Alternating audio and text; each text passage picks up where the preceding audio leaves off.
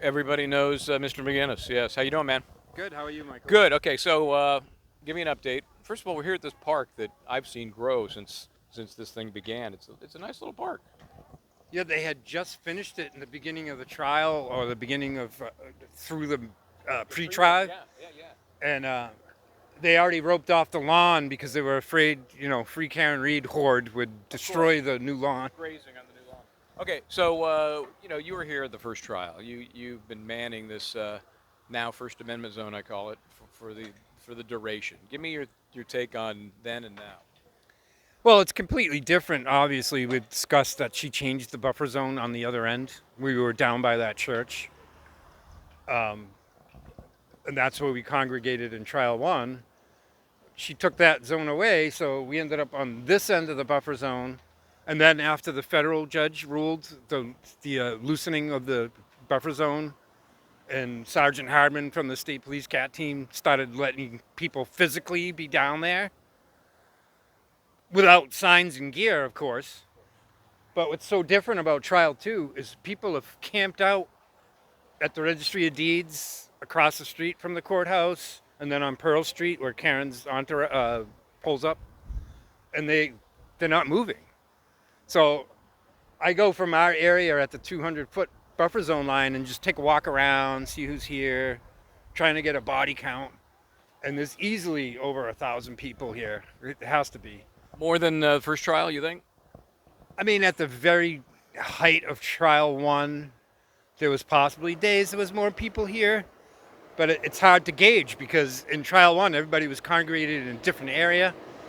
And it's hard as you walk around. Oh, there's a group over here on Pearl Street. There's a group over here in front of the Registry of Deeds. There's a group over here in front of District Court. There's a group over here outside the buffer zone. And to physically go around and count heads is difficult. And then you realize, oh, there's 30 people that came down here for lunch, and you see 30 people come back into the crowd.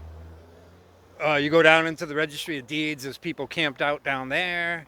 Good bathroom down there. And so if you try to add up everybody that's here, coming and going, milling around, staying in place, it's very difficult to get a body count, but it's easily over 1,000 people here. So you get this sign, of course, would not be allowed within the First Amendment zone, even though it is the First Amendment zone. But flags are okay, right? Flags are okay. Yeah. And When so I go into the buffer zone, I leave the Free Karen Reed sign outside the buffer zone, and I grab another alternate sign that is allowed in the buffer zone. here we are, day two. Still got a little time today to see if they come to some decision. Any thoughts? I mean, some of us are worried that maybe there's one or two people on the jury that are just gonna slow things down. Obviously the most adamant not guilty juror, they might have done straw polls in there already. It's like, yeah, I'm not guilty, and they're sitting there with their arms folded.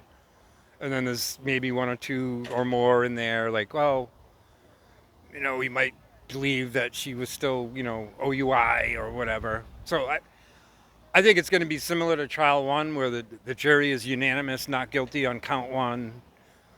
And if you do believe any of count two or the lessers, in other words, she accidentally, hit John whilst OUI, then you're not guilty on count three, leaving the scene of an accident, because if that's what you believe, she didn't know she hit him, so she didn't leave the scene of the accident on purpose.